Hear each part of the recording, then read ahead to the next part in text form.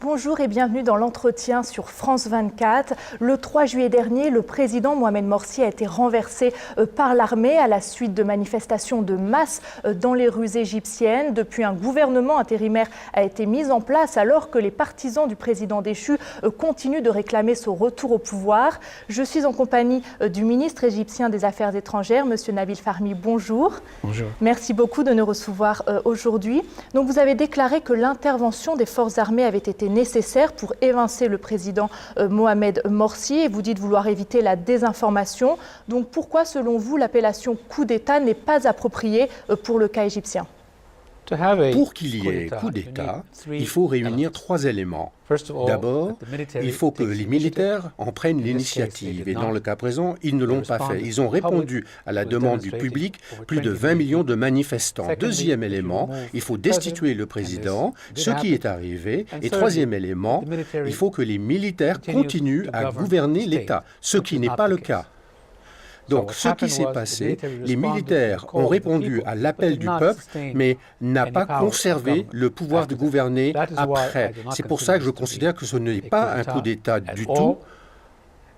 En fait, en 2011, 2 ans et demi auparavant,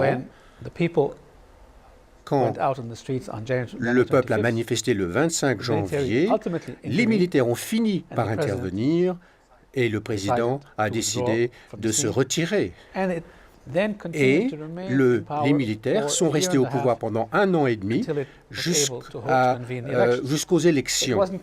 Et ça n'a pas été considéré comme un coup d'État. Et ça n'est pas plus un coup d'État aujourd'hui. Ils ont déjà transféré le pouvoir quelques heures après avoir demandé au président de se retirer. Parce que, en Égypte, nous n'avions pas de raison de rappeler le Parlement ou de destituer le président. Donc c'est la raison pour laquelle le peuple a manifesté. Donc vous n'avez pas peur que ça soit un dangereux précédent pour les prochains présidents élus démocratiquement? Essentiellement, non.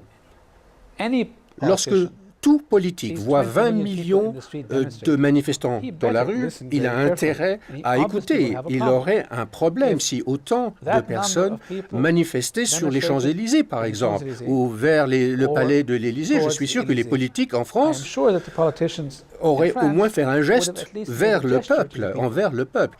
Et bien sûr, dans la politique française, rappelons le général de Gaulle, lorsqu'il a organisé des référendums qui ont mis des limites. Et quand le référendum ne lui a pas été favorable, il a démissionné. C'est l'essence de la démocratie. Alors que pensez-vous de la récente déclaration de votre homologue français, Laurent Fabius, qui a réclamé la libération de Mohamed Morsi, tout comme l'ont fait les États-Unis ou encore l'Allemagne? Évidemment, quand vous avez un individu qui est détenu dans un endroit sûr, après avoir été au pouvoir, il faut soit le poursuivre en justice, il faut que la justice suive son cours, ou il faut le libérer.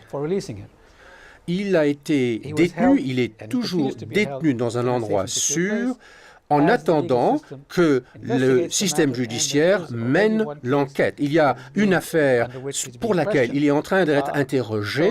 Donc je comprends la préoccupation de la communauté internationale, mais il faut tenir compte du contexte local. Si l'ancien président n'est pas mis en accusation, s'il manque des preuves pour le poursuivre en justice, il sera libéré. S'il y a des preuves qu'il y a eu des actes criminels dans lesquels il est impliqué, il sera poursuivi en justice devant les tribunaux normaux. Donc c'est possible que bientôt le président déchu, Mohamed Morsi, rejoigne par exemple la prison de Tora au Caire où est détenu actuellement l'ancien président Hosni Moubarak? Tout Égyptien peut ou sera envoyé en prison si il y a le verdict d'un tribunal. Donc d'abord, il faut que l'enquête soit menée jusqu'au